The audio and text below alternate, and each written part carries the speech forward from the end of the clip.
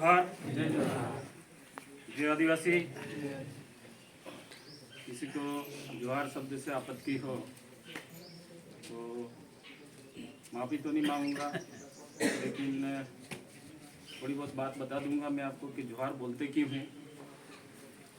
जोहार शब्द बहुत पुराना है, रामचरितमानस में लिखा गया है, कोई नया शब्द नहीं है।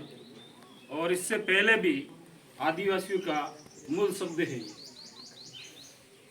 ज़्यादा बात नहीं कि मेरे दादाजी अभी कोरोना काल में ही उनकी डेथ हुई है। ते मार दादाजी कहता कि सुरह राते राते सुरह पेशाब कर जाता है, पसे उन्हें टट्टी आ जाती ते तणीवा सुलभ वापसी कहता कि सुलभ वापसी ज्वार ज्वार ज्वार राते राते सोरे थारे सोरे अगाड़ जाए, दने दने मार सोरे अगाड़ जाए, ज्वार ज्वार वापसी। तो ये है जोहार, कोई नया शब्द नहीं है, पुराने आदिवासियों का ही परंपरा से ज्वार है। और जब पुरानी परंपरा में हमारे आदिवासी लोग जब लाड़ी पढ़ने लेना होता तो पगे पड़ते, तब लुगड़ू एम करें ज्वार ज्वार करती, तो वो ज्वार शब्द है हमारे पास। कहीं नवो शब्द ना है, ये बहुत पुराना शब्द है पूर्वजों का, हम कोई नया नहीं लाए हैं। अगर नया है तो आप रामचरितमानस पढ़ सकते हैं। तुलसीदास जी ने रामचरितमानस लिखी है और बेशक तो उसमें जोहार शब्द आपको मिलेगा। इसके बाद आज सारे बड़ी यहाँ जितने भी बैठे हैं, मोतबीर, जनप्रतिनिधि, युवागण और माताएं, आज हमको यहाँ इकट्ठा इसलिए होना पड़ा कि बात सुनने में आई कि राणा पुंजा भील की मूर्ति स्थापना के लिए सरकार के द्वारा कुछ पैनोरमा बनाना है, उसके साथ में राणा पुंजा की यहाँ पर मूर्ति लगानी है पांडरवा में। ये बात सुनने में आई, इसलिए हम सब लोगों को यहाँ इकट्ठा होना पड़ा। बात सुनने में ये भी आ रही है कि स्थानीय यहाँ के जो लोग हैं वो कहते हैं कि राणा पुंजा भील नहीं था, वो तो सोलंकी था।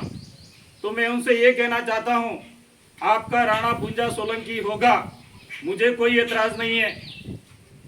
हम तो उस राणा पूजा होलंकी की बात कर रहा हूं। मैं राणा पूजा होलंकी की बात कर रहा हूं, जिसके बाप का नाम था दुदा होलंकी और उसकी मां का नाम था केरीबाई।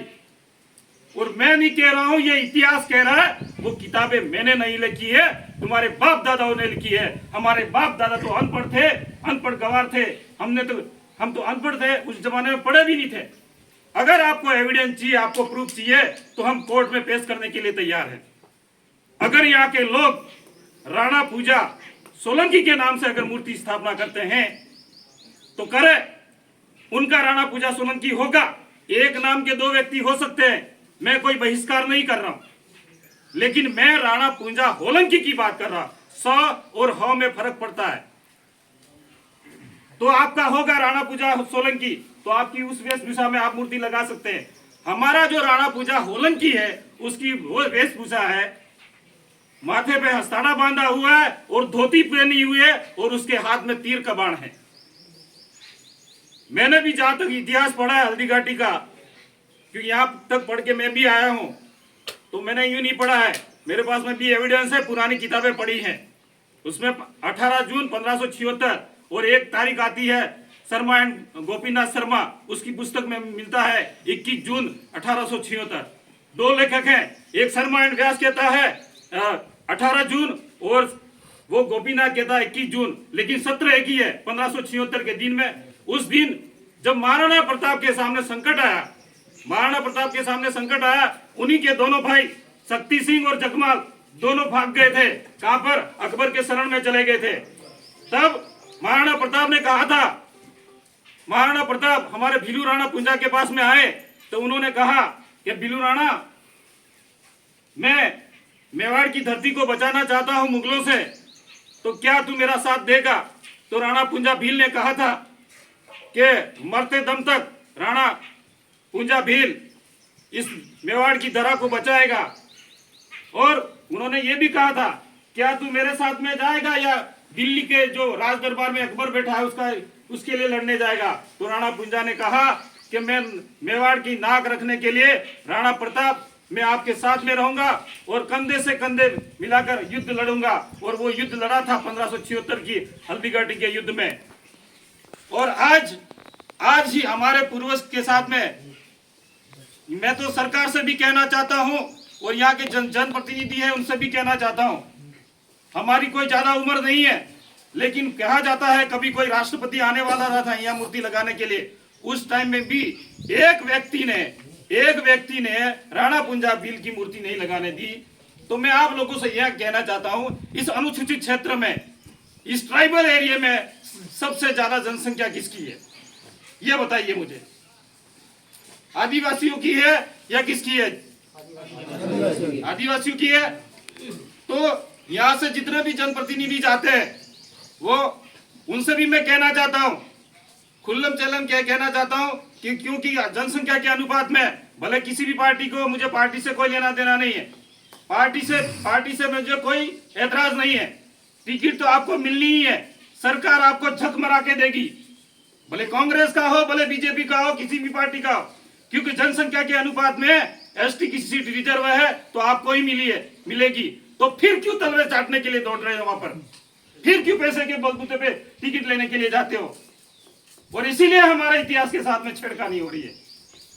तो मैं चाहूंगा कि अगर पारनवा की धरती पर अगर मूर्ति लगे तो धोती कुर्ते में धोती और माथे पे चापा बांधा हुआ, हाथ में तीर कमान और उसके साथ में भील की वेशभूषा में मूर्ति लगे, अन्यथा ऐसा नहीं होता है। तो यहाँ जितने भी बैठे हैं हमारे गण, जितने भी व्यक्ति आए हैं, उनसे मैं निवेदन करूंगा इस कमेटी बनाए और कमेटी के माध्यम से हमें कुछ करना पड़ेगा।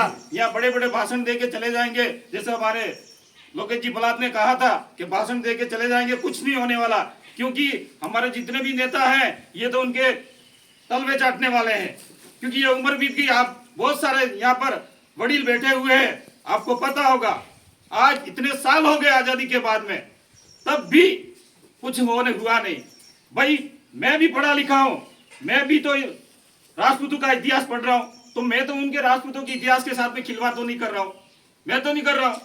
तो तुम लोग हमारे भाई का इतिहास खत्म करने के लिए क्यों तैयार हो? मैं तो आज चैलेंज करके जाता हूं, अगर राणा पुंजा भील के वेशभूषा में अगर चेंज हुआ तो ये दिनेश दामा उस दिन भी कहा था और आज भी कह रहा हूं, हंसते हंसते राणा पुंजा मूर्ति की लगाने के लिए, बलिदानी के लिए तैयार हो। और चंदा इकट्ठा करके भी अगर यहाँ पर मूर्ति लगाने के लिए जरूरत पड़ी तो पलाश साहब से भी निवेदन करूंगा, एक एक रुपया करके भी इस आदिवासी समुदाय को बोलो कि कहीं से भी जमीन खरीद के राणा पुंजा की वेशभूषा में हम मूर्ति लगा सकते हैं। सरकार की कोई जरूरत नहीं है, सरकार वैसे हमें सहायता नहीं देगी। मैं अपनी बात को यही विराम करूंगा, ज्यादा बात नहीं करूंगा। जय जोहार, जय प्रकृति, जय कुदरत।